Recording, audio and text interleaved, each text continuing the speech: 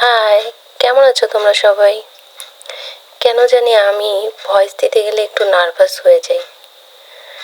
এমনিতে আমি অনেক বেশি কথা বলি, কিন্তু ভিডিওর জন্য যখন আমি ভয়েস কভার করতে আসি তখন কি বলবো, কি করব, কিভাবে কি বলবো বুঝতে পারি না।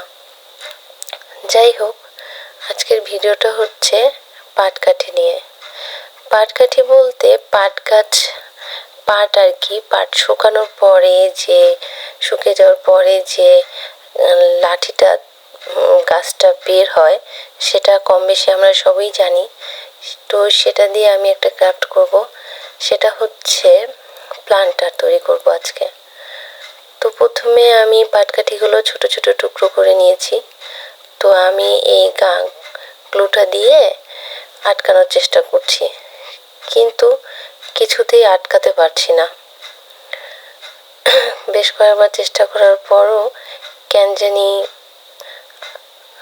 গ্লুটা লাগছিল না ঠিক মতো। যাই হোক, পাট তো আমাদের সবাই জানো তোমরা যে সোনালী আঁশ হিসেবে ব্যবহার করা হয়। তো একসময় পাটের অনেক বেশি প্রচলন থাকলেও বর্তমানে বিভিন্ন ধরনের কি বলবো প্লাস্টিক জাতীয় দ্রব্য বা বিভিন্ন ধরনের আরো অনেক সামগ্রিক জিনিসগুলো ব্যবহার করা হচ্ছে। এই তো সেই গ্লুটা, এটা খুবই বিরক্তিকর। পরে ভাবলাম যে না, এটা দিয়ে আর হবে না, তাই আমি একটা গ্লু গান বের করে ফেললাম। দেখি যে গ্লু গান দিয়ে খুব ইজিলি পাটকাঠিগুলো লাগানো যাচ্ছে। এখন একটু ভাল লাগছে দেখতে। যাই হোক, কাজটা চলতে থাকুক, আর আমিও কিছু বকবক করি। আসলে বেশি কথা বলাটা মনে হয় ভিডিওতে না বলাই ভালো। কি করব, আবার দেখা যায় যে তোমাদের সাথে কথা বলতে গেলেও ভাল লাগে। তোমরা অবশ্যই কমেন্ট করে জানাবে। কমেন্ট করলে হয় কি, ভিডিওতে যখন আমরা ভয়েস দিই, ভয়েসের কারণে আসলে অপরপক্ষে তো কারোর সাথে গল্প হয় না।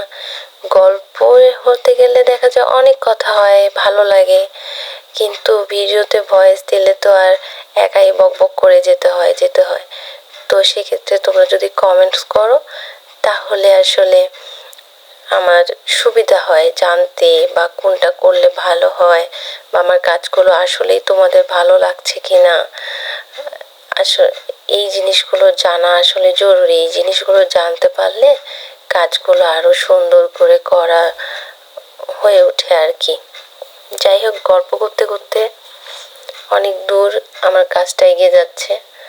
তো গ্লুগান দিয়ে যখন লাগাচ্ছিলাম আর ভাবছিলাম যে কাজটা কেমন হবে, তো আমার মনে হয় যে কাজটা শেষ হওয়ার পরে হয়তো বা ভালো লাগবে। এই কাজটা করার পরে আমি চাইলে এটা রং করতে পারতাম বা বিভিন্ন ধরনের ডিজাইন করা যেত, কিন্তু আমি ইচ্ছে করে করিনি। কিছুটা ন্যাচারাল রাখার চেষ্টা করেছি। তোমরা চাইলে এর উপরে অ্যাক্রিলিক কালার দিয়ে যে কোনো ধরনের ডিজাইন করে নিতে পারো, দেখতে ভালো লাগবে আরো।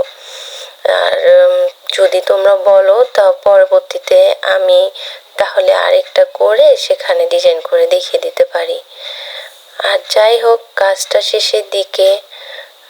তো এখন আবার পাটের সেই প্রচলনটা ফিরে এসেছে। পাট দিয়ে এখন বিভিন্ন ধরনের ম্যাট তৈরি করা হচ্ছে, বিভিন্ন ধরনের প্লান্টার তৈরি করা হচ্ছে, হ্যাঙ্গিং জিনিসগুলো তৈরি করা হচ্ছে, যেগুলো দেখতে খুব অ্যাস্থেটিক লাগে, ভালো লাগে। তো আমার ন্যাচারাল জিনিসটা সবসময় ভালো লাগে। আমি চেষ্টা করি যে হাতের কাছে যে জিনিসগুলো থাকে সেগুলো দিয়ে সহজে যেন কোনো কিছু করা যায়।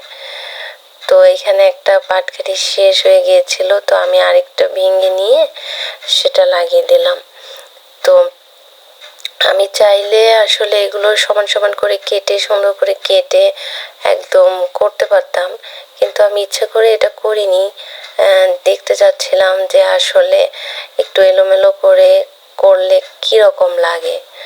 তো তোমাদের একটা কথা বলে নেই, এখানে আসলে আমি একটা প্লাস্টিকের ঢাকনা ইউজ করেছি, আর তার উপরে আমার যে কস্টেপটা শেষ হয়ে গেছিল সেই অংশটা ব্যবহার করেছি, যেন এটা একটু হার্ডি হয় বা মজবুত হয়। আর প্লান্টারে রাখলেও মানে গাছটা রাখলেও যেন দেখতে খুব মানে পড়ে না যায় আর কি নিচ দিয়ে, এই জন্য ভেঙে না যায়।